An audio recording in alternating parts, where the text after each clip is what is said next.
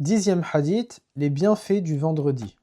Le prophète sallallahu alayhi wa sallam a dit: il y a dans ce jour une heure durant laquelle aucun serviteur musulman qui est debout en train de prier demande une chose à Allah sans qu'il ne la lui donne.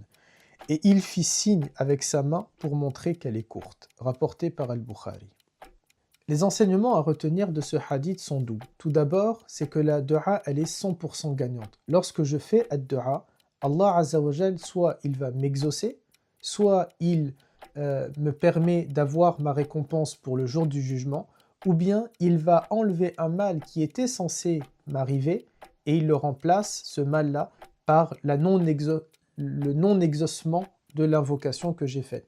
Et donc dans tous les cas, ad-dua, elle est 100% gagnante. Et d'ailleurs, le prophète dit dans un autre hadith: Afdalul ibad ad-dua, la meilleure adoration, ou parmi les meilleures adorations, puisqu'il l'a cité pour d'autres choses également, eh bien, il y a le fait de faire ad-dua. Le deuxième enseignement à retenir, c'est que Allah Azza wa Jal ne nous doit absolument rien. Ce n'est pas parce qu'on demande à Allah, et que combien même on est sérieux, combien même on est abstinent, combien même on ne commet pas de péché, que Allah Azza wa Jal est dans l'obligation de nous exaucer. Même si les hadiths paraissent de cette manière-là et que les hadiths nous disent si vous demandez, eh bien vous aurez, ou dans le vendredi, il y a un moment où vous allez faire ad-dua et que Allah Ta'ala va vous exaucer.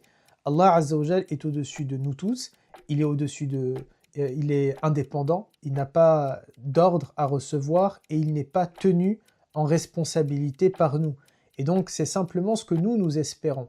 Lorsque Allah Azza wa Jal nous a refusé une invocation, par exemple celle du vendredi, eh bien on peut tout simplement déjà premièrement se poser la question: est-ce que je suis quelqu'un de droit ou pas? Est-ce que je suis quelqu'un de sérieux ou pas? Est-ce que mes duas, elles montent jusqu'auprès du trône de Allah Azza wa Jal par rapport à ce que j'accomplis, ce que je fais dans ma vie? Ça c'est déjà un premier check-up, je crois on dit ça, pour vérifier est-ce que je suis en mesure d'être capable de faire des invocations qui seront acceptées par Allah Azza wa Jal.